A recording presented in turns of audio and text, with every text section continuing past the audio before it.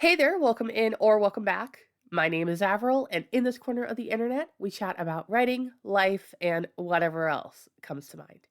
And today, I wanted to have a little casual conversation about some of the books that I have DNF'd lately. So far in 2026, I have DNF'd two books, which, if you know anything about me and my reading habits, that is actually a pretty sizable number. I am very hesitant to DNF a book, even though it may not be for me at that time or at all. As I'm recording this, it is June 2nd, so we are quickly approaching the midpoint of the year. And so far, there have been plenty of books that I almost DNF'd. I nearly DNF'd Any Trope But You. I nearly DNF'd Just Friends. And I think I would have DNF'd that one if I weren't making a video and a blog post about it. And then there was one spite read in particular, The Lost Bookshop, where I was so annoyed with it because it was not at all what it was marketed as. It wasn't this uplifting, inspirational story. It was bleak, it was dim. I was not having a good time.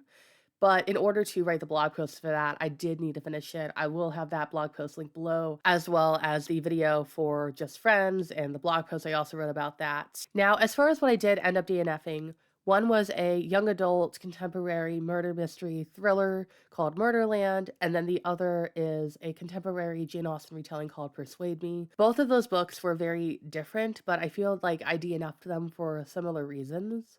And those reasons were also why I nearly DNF'd those other books I mentioned. So now that I've kind of noticed a bit of a trend, I wanted to have a chat about that in this video. As a writer, it can be really helpful to understand why a book you're reading works for you, or in my case, why it didn't. So you can apply those things to your own writing. And of course, before we go any further, I do just want to lay out a quick disclaimer that this video is not directed at the authors of those books that I mentioned earlier or any other ones that might come up in conversation. These are just my own opinions as a reader and how I think that can apply to my own writing going forward. But without further ado, let's get into it.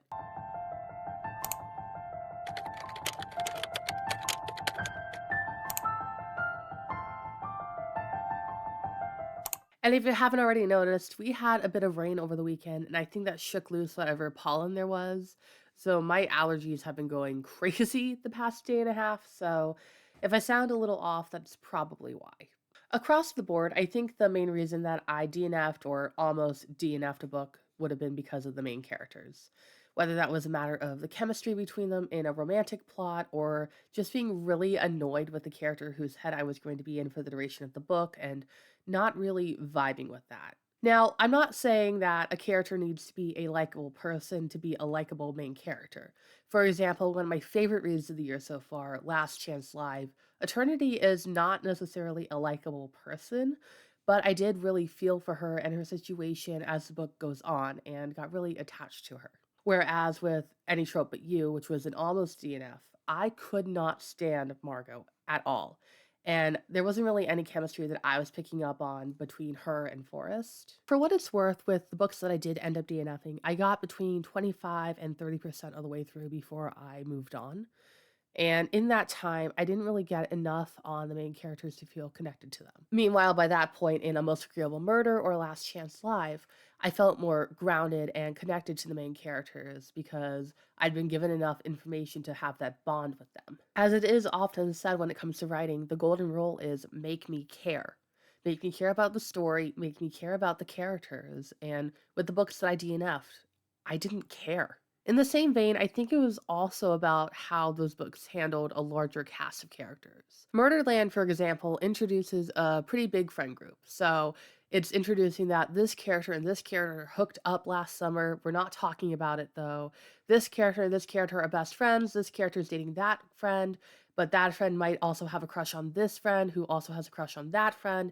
It was a whole big thing that was hard for me to keep track of. And I think one of the reasons that I was having such a hard time keeping track of everybody was that there wasn't anything distinctive about any single one of them aside from this is the main character.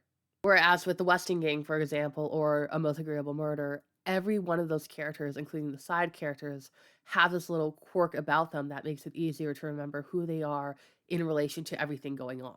I think in both cases of the books I DNF'd, it was that these larger casts of characters were being introduced all at once, as opposed to letting us get a chance to get to know this character, and then this character, and this character.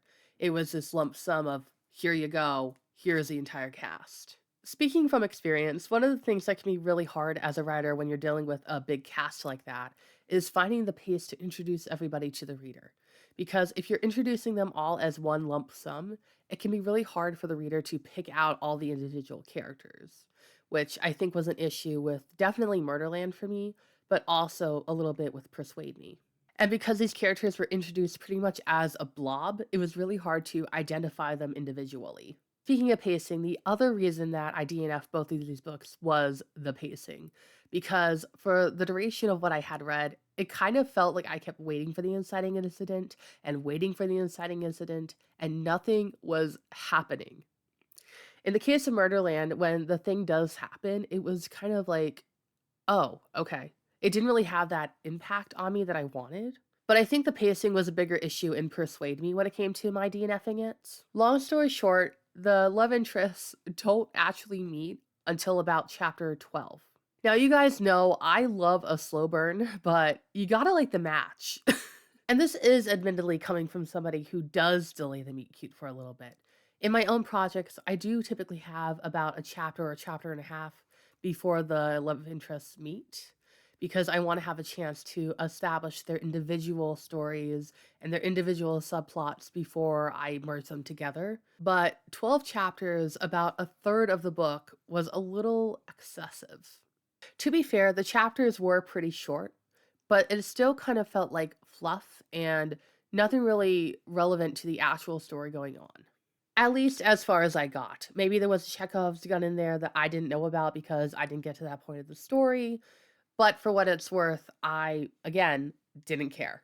And although Any Trope But You was an almost DNF, I was really close to DNFing it a couple of times throughout my read, and I do want to highlight those reasons in particular because they weren't necessarily applicable to Murderland or Persuade Me, but I do want to address them. I did touch on one of these things at the top of the video in relation to the Lost Bookshop and how I felt that my expectations for the book didn't quite align with what it ended up being.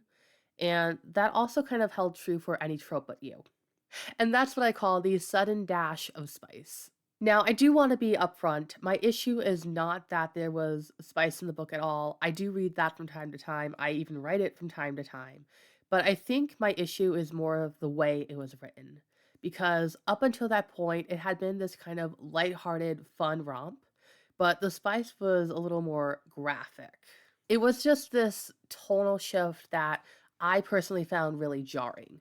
It wasn't so much that the spice itself was graphic being the issue, but that up until that point, it had been this kind of cozy, fun, lighthearted read. But once Margot and Forrest are in the sauna together, it just had this tonal shift. It was really more that the shift in tone caught me off guard and it took me out of the story, broke my immersion, and it just didn't work for me. And the other thing that didn't quite work for me in terms of the tone of Every Trope But You was the frequent use of F-bombs. And granted, I am somebody who sprinkles them into everyday conversation like freaking punctuation, okay? I was literally singing Fuck Away the Pain in the shower last night. Like, that is honestly more in my everyday vernacular than anything else. But for it to be constantly popping up at least every couple of pages, I don't know exactly how to describe it from my perspective as a reader.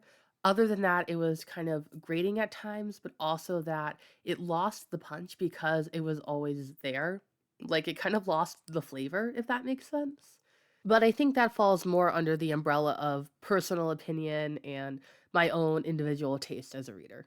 Hey there, editing Avril here. So, one thing that I did want to mention in terms of writing style with this as well is $100 words, which I have an entire video on as it relates to Haley Pham's book, Just Friends, with now infamous lines like conglomerate of pedestrians, because that was another thing that kind of took me out of the book. As it was for me with Any Trope But You and the frequent use of F-bombs everywhere, those $100 words were also kind of taking me out of the story. And like I said, if I hadn't been reading it for a video and a blog post, I probably would have DNF'd that one just because the writing style didn't work for me. I will be the first to admit that I have DNF'd books for more petty reasons than the ones I've covered in this video. Don't get me started about the Regency romance where she referred to her father's solicitor as being older than a dinosaur when they had not even discovered dinosaurs at that time. Do not get me started on that. We will be here all day. Really, this is more about identifying the reasons why a book I DNF'd or almost DNF'd didn't work for me, so I can take those things and apply them to my own writing, so that hopefully someday my future readers won't have this experience when they read my own book. But to end this video on a positive note, you may be wondering, after all these books that I've DNF'd or almost DNF'd, what am I currently reading? And I am thrilled to report that I just started Aisha at last, and I am wholeheartedly loving it. But that is where I'm going to leave things for today. Thank you so much for spending a little bit of your day here with me in this corner of the internet. Be sure to like and subscribe and do all the things. And in the comments, feel free to tell me about the books you have DNF'd this year or almost DNF'd. If there are any books you're currently loving and want to shout out, feel free to do that as well. And also, let me know, are you like me and feel compelled to finish a book even if you're not loving it? Or do you DNF without hesitation? But on that note, I will see you in the next one. Bye.